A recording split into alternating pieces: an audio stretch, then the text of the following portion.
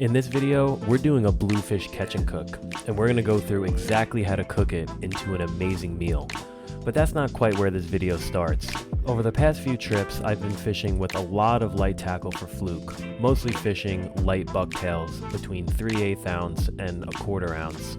And it's definitely been a slow pick for me at times. You can't always catch the target species that you go after on every trip. So bluefish was the fish on the menu for this video. And here's how it went down. All right, guys, you're gonna have to give me a little bit to get back into it. I'm a little rusty. I haven't been out here in a minute. I actually got married in the beginning of the month, and it was just, let's just say it was absolutely amazing. We just had the best time of our lives, really. Friends and family, and couldn't ask for any more. So I haven't been out fishing in a little bit. So hopefully I can get back into it right here. And that's what I tried to do, but I ended up going most of the afternoon without a single bite. Until about the end of the trip, once the high tide started coming in and the sun started to set, things kind of shaped up a little bit.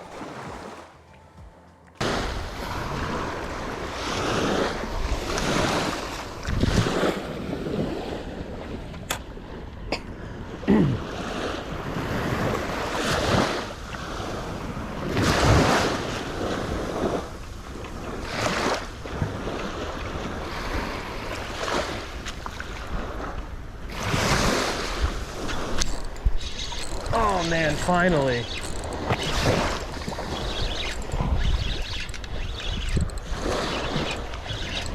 It's been too long. It feels like a bit like a fluke.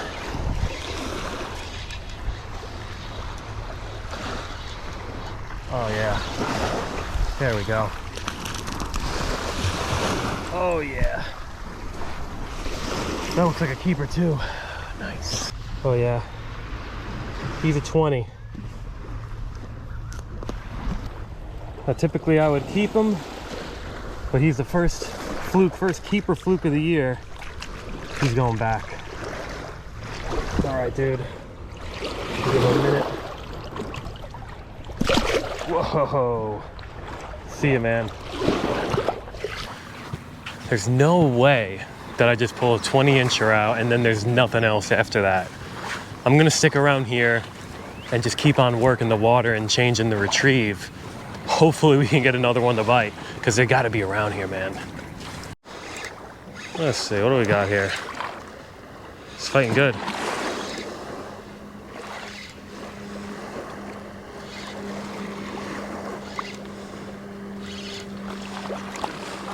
Oh man, it's a skate. How weird is that? Wow.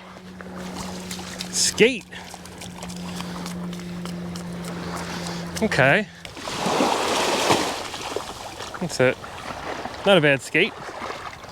It's interesting. Got my finger. Trying to unhook him a little bit.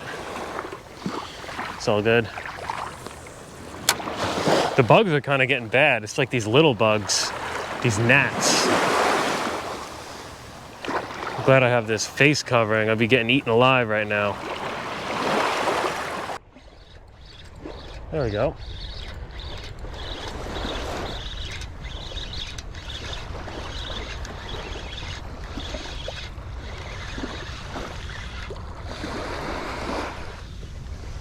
Just a little guy.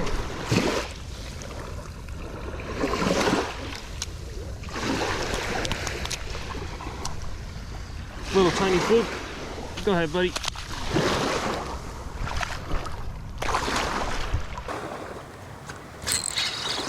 That's crazy.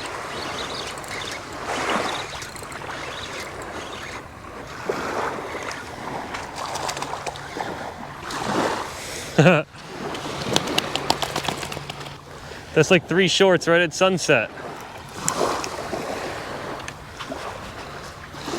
Right at last light.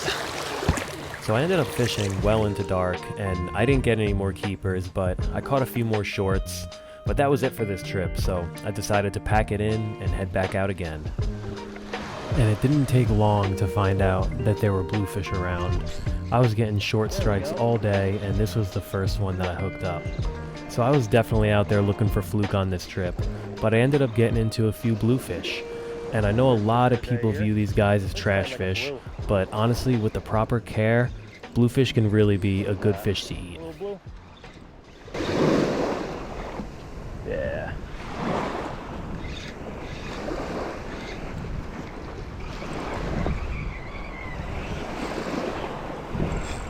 Oh, the little guy's angry.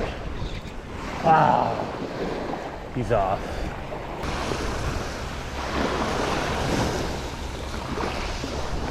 Whoa! Oh, it's a blue. Whoa.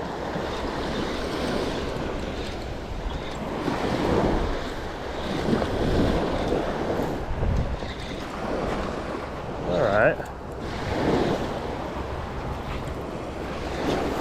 I'll take it.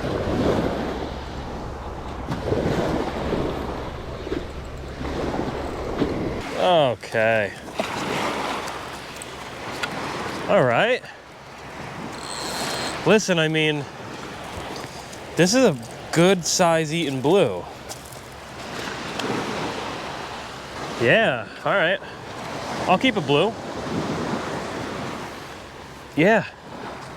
See, when you can't catch the fluke at the moment, sometimes you gotta take what the ocean gives you, and there seems to be some bluefish around. This is actually a real good eating size too. All right guys, so this guy's bonked, he's bleeding out.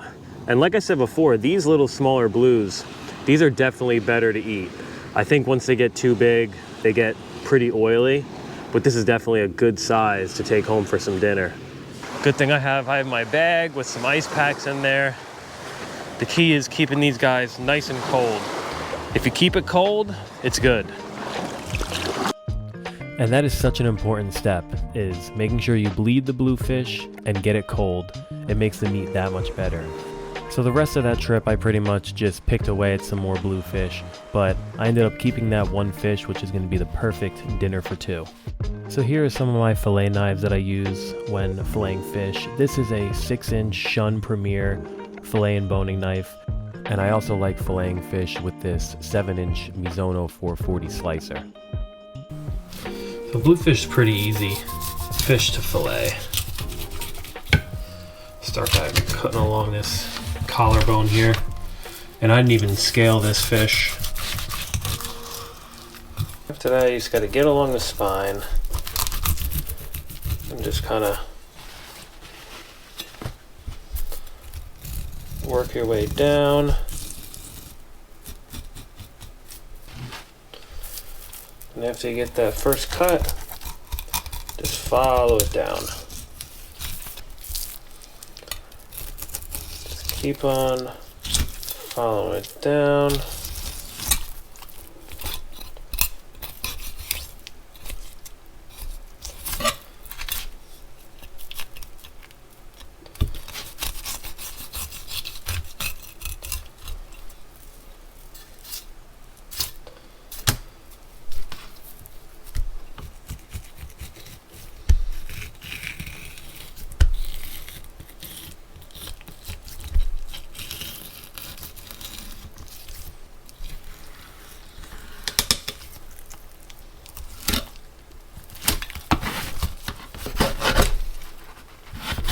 Now you have to take out the rib bones on the belly side of the bluefish, and I pretty much just make a diagonal cut. Then I'm just going to skin the fish, and I just start over by the tail, leave a tiny bit at the end so you have a grip, and then just work my knife all the way to the end. Pretty minimal loss there. Now here's probably one of the most important steps on filleting bluefish that a lot of people miss. This is the top side, and that is the skin side, and all that blood you want to get out.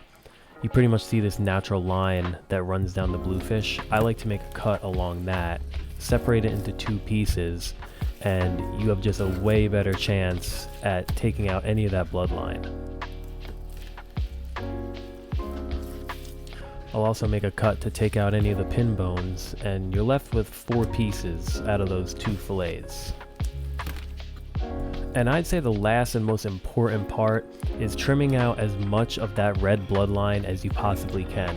This is going to be where all that fishiness is, and you get that fishy flavor in the bluefish. If you trim that out, you're going to be left with a much higher quality fillet. And as much as you trim, there's always going to be a little bit of bloodline left.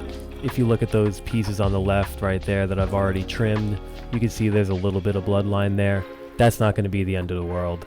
I just try to trim as much out as I can. So for dinner tonight, I'm making some lettuce wraps with this bluefish.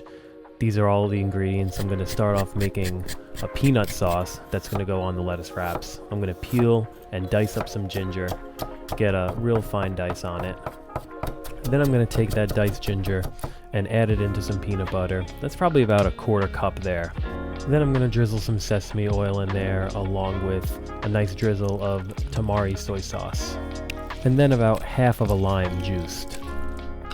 Then mix it all up and you have a delicious peanut sauce to go on some lettuce wraps. Then I'm going to start prepping out some vegetables that are going to go into these lettuce wraps. And I'm going to start by coring out one yellow bell pepper, and I'm going to get a julienne on that. Next up is a cucumber, and I'm going to do the same thing with that. Then I'm going to take an avocado and just get a dice on it. Then for the actual lettuce wraps themselves, you can use a bunch of different kinds of lettuce. Right here I have a baby romaine, but you can also use Bibb, green leaf, or any other lettuce like that. Lastly, I'm going to chop up some cilantro, and then after that, I have all the ingredients prepped out for these lettuce wraps. The peanut sauce, the cilantro, the avocado, bell peppers. And then for garnish at the end, I've got some edamame beans here already roasted. I'm just going to crush that pack up and then use it for garnish. And now it's time for the fish. The bluefish is rested up for a few hours now, and I'm just going to slice those fillets in half to make some smaller pieces for the lettuce wraps. Then I'm going to drizzle that bluefish with some grapeseed oil, and the seasoning of choice today is this everything bagel seasoning from Trader Joe's. It'll give the fish a nice little crunch and some flavor. You can use sesame seeds or something more simple if you want, but I thought this would be fun. And I'm just going to sprinkle it on there in a nice even coat. Then you're going to want to get a pan and get it nice and preheated. I'm going to use grapeseed oil in here. It's a really good oil to fry in. And we're just going to cook off those bluefish fillets until we get a nice golden color. And when I was taught to sear fish, I follow the 80-20 rule. As you can see, I cook the fish pretty much 80% on the one side. That leaves enough room for you to get a nice crust on the fish, and you just finish it off on the other side. Then after that, the last thing we do is build these lettuce wraps.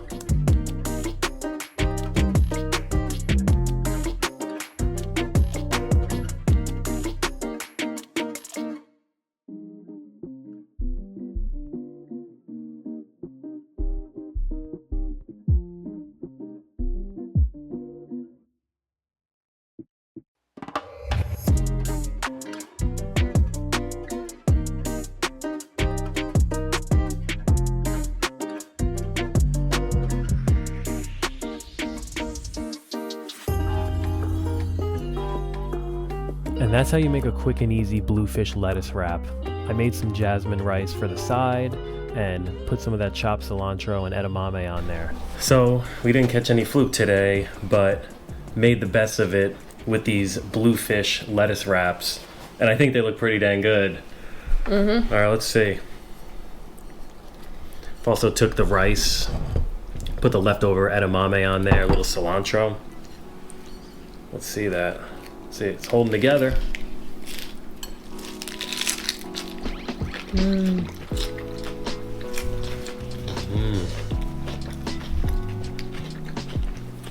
Nice crunch.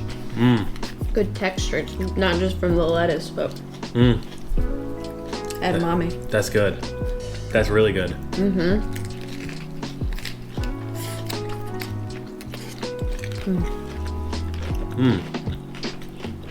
The sauce is really nice too. If I didn't tell you that was bluefish, you would never know. Guaranteed, would never know. I mean, that's as good as fish as any. It's moist, it's cooked properly. I think the key is, and I've said it before, you gotta cut out all of that red bloodline. because that's where that bad flavor is coming from in the bluefish. You cut that out, and you're good to go. Yeah, I don't mind keeping those guys at all. I mean, they make a good dinner. They throw a little more sauce on there. And there's just some jasmine rice, a little cilantro, a little lime, and the leftover edamame. Have that on the side. All right, everyone, I think that's gonna be where this video ends. Thank you so much for watching, as always, and until we catch or cook something else, I'll see you next time on The Line Cook. A lot of fishing to be doing this summer. See you guys.